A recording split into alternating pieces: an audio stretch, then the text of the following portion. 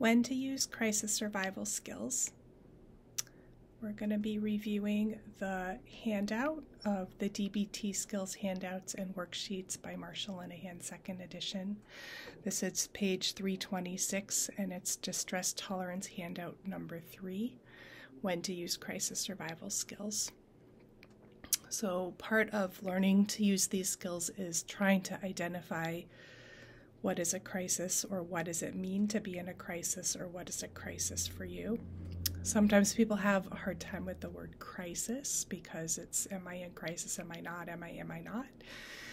And I like to encourage you to think about crisis in terms of intensity of emotional discomfort.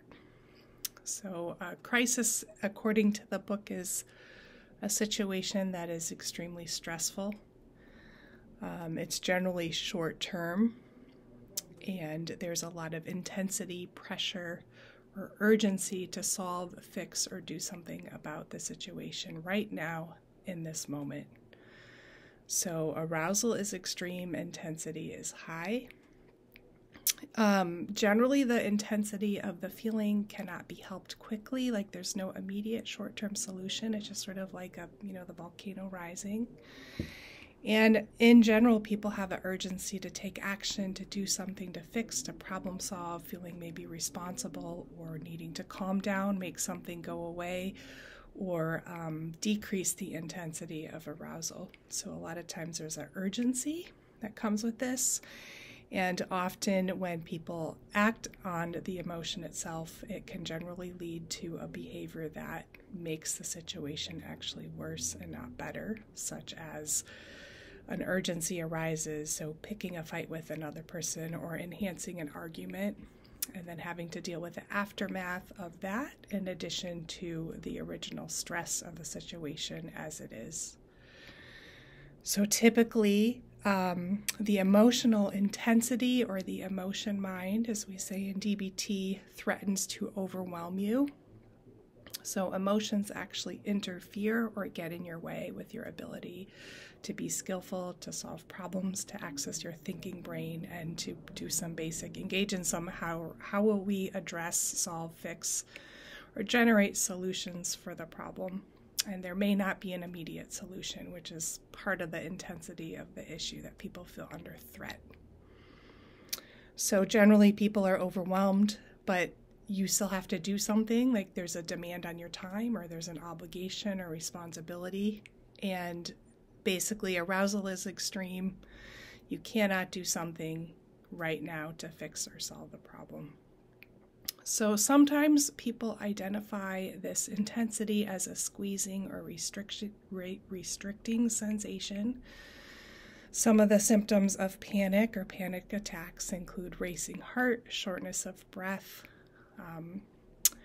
along with the rapid heartbeat. Sometimes people feel dizzy, lightheaded, numb. They start to feel a little detached or disconnected from their bodies. There's a sense of tunnel vision, or the world is closing in. So sometimes people experience that as a crisis, and it's literally like a physiological feeling of maybe being like squeezed or squished, feeling trapped or stuck, inhibited in some way. And if you look at the shame words in the emotion handout on page 222, sometimes people experience a crisis as an intense amount of humiliation, embarrassment, regret, feeling toxic, sticky, unlikable, unlovable, wanting to hide, disappear, feeling ineffective, that nothing that they do works. Just a really uncomfortable feeling, and trying to talk about shame sometimes amplifies the situation or the experience of it. So that could also be a potential crisis situation for you. And also sadness is a really difficult thing to contend with. So coming into contact with loss or potential losses. So things that increase the intensity of your arousal, and often there's nothing you can do right now in this moment to solve or fix it, or maybe you don't know what to do in this moment to solve or fix it. So sometimes it's sitting with a seemingly unbearable intensity of emotion. I want to bring your attention to page 10 of the DBT Skills Handouts and Worksheets book. where it says options for solving any problem, as this is often related to crisis survival or being in a situation that generates a crisis or an uncomfortable, intense, or severe emotion. Perhaps these are the options. So thinking about it this way, if the problem is solvable, solve the problem if you can solve the problem. A lot of times intense emotions are experienced within the skin and not necessarily don't have a solution per se in terms of getting the intensity down. So with the distress tolerance skills, we're really looking at modulating intensity, and that can help people access problem solving better. But you may not be able to solve the problem because the emotion is so intense or severe or it's getting in the way. The second one's a little tricky. It says feel better about the problem. That is not saying don't feel the way you feel.